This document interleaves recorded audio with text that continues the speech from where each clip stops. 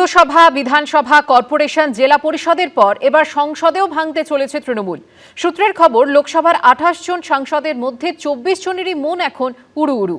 তার মধ্যে অন্তত 20 জন বিপ্লবের জন্য একেবারে প্রস্তুত। শুধুমাত্র 4 জন মমতা বন্দ্যোপাধ্যায়ের শিবিরে থাকছেন বলে সূত্রের খবর। রাজ্যসভায় তৃণমূলের 13 জন সাংসদের মধ্যে বিদ্রোহীদের তালিকায় রয়েছেন 9 জন। ঈশ্বরের নামে শপথ করিতেছি, সহজ পাঠে রবীন্দ্রনাথ ঠাকুর লিখেছিলেন, কাল ছিল ডাল খালি, আজ ফুলে যায় ভরে। গত 15 বছরে ক্ষমতায় থাকাকালীন এভাবেই ফুলে ফুলে ঘাস ফুলের বাগান ভরে উঠেছিল, কিন্তু ক্ষমতা যেতেই রাতারাতি বাগান ছাড়খাড়। লণ্ডভণ্ড মমতা বন্দ্যোপাধ্যায়ের তৈরি তৃণমূল। পুরসভা, বিধানসভা, কর্পোরেশন, জেলা পরিষদের পর এবার সংসদেও ভাঙতে চলেছে তৃণমূল। বিধানসভায় বিদ্রোহী বিধায়করা যখন জোট বেঁধে তার নির্দেশ খারিজ করে দিয়েছিলেন, তখন চুপ করে বসে তা দেখতে হয়েছিল মমতা বন্দ্যোপাধ্যায়কে। এবার সংসদীয় দলও যখন ভাঙনের মুখে, তখনও তা আটকানোর কার্যত কোনো ক্ষমতাই নেই একদা তৃণমূলের সর্বেসর্বার হাতে।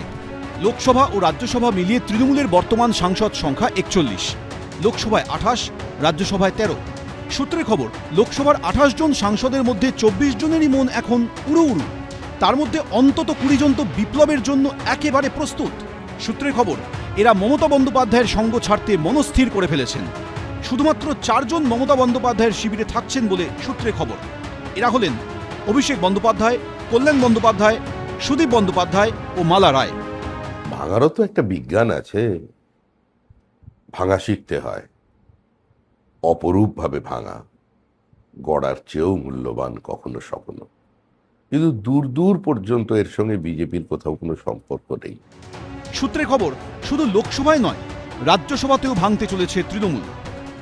অভিষেক ব্যানার্জির হাই হ্যান্ডেডনেস, সেইভাবে দলকে পরিচালনা করছিলেন এবং সেটাতে মমতা বন্দ্যোপাধ্যায় বিষয়টি বুঝেও চুপ থাকা, এটাই তো কারণ। সবার ক্ষেত্রে কোনো এমপির সাথে তো আমার কথা হয়নি, আর আমি বিধানসভার সদস্য, লোকসভা বা রাজ্যসভার সদস্য নয়, কিন্তু টিভি মিডিয়ার মাধ্যমে যা দেখলাম যে সেখানেও বোধহয় এরকম একটা ডেভেলপমেন্ট হচ্ছে। এবার সেটা দেখে আমার যা মনে হলো যে ক্ষোভের কারণ সবার একই হবে। সূত্রের খবর, রাজ্যসভায় তৃণমূলের 13 জন সাংসদের মধ্যে বিদ্রোহীদের তালিকায় রয়েছেন 9 জন। যে 4 জন মমতা বন্দ্যোপাধ্যায়ের পাশে থাকছেন বলে জানা যাচ্ছে তারা হলেন ডেরেক ওব্রায়েন, দোলা সেন, সাগরিকা ঘোষ এবং মেনকা গুরুস্বামী।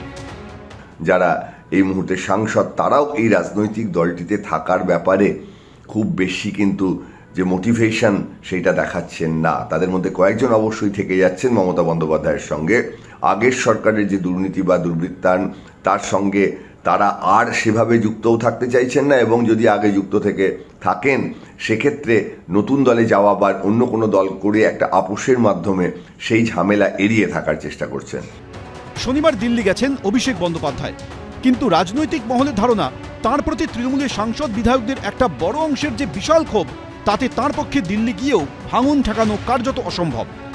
যে বিগত কয়েক বছরে যে বৈভব, যে অস্বচ্ছতা, যে দুর্বৃত্তায়ন ঘটেছিল, তাতে আমার কোনো সহমত ছিল না, এবং বিগত 5-7 বছরের এই বৈভব, এতে আমি অভ্যস্ত নই। সব মিলিয়ে এখন যা পরিস্থিতি, তাতে তৃণমূলের সংসদীয় দলে ভাঙন নিছকই সময়ের অপেক্ষা। প্রশ্ন একটাই, তা কবে হবে? সোমবার দিল্লিতে ইন্ডি জোটের বৈঠকে উপস্থিত থাকার কথা মমতা বন্দ্যোপাধ্যায়ের। সেদিনই কি বিদ্রোহী সাংসদরা আনুষ্ঠানিকভাবে বিদ্রোহের ঘোষণা করে তাকে রাজনৈতিকভাবে আরও নিঃসঙ্গ করে দেওয়ার কৌশল নেবেন? প্রশ্ন রাজনৈতিক মহলে। বিজেন্দ্র সিংহ, এবিপি আনন্দ। এবিপি আনন্দ, এগিয়ে থাকে, এগিয়ে রাখে।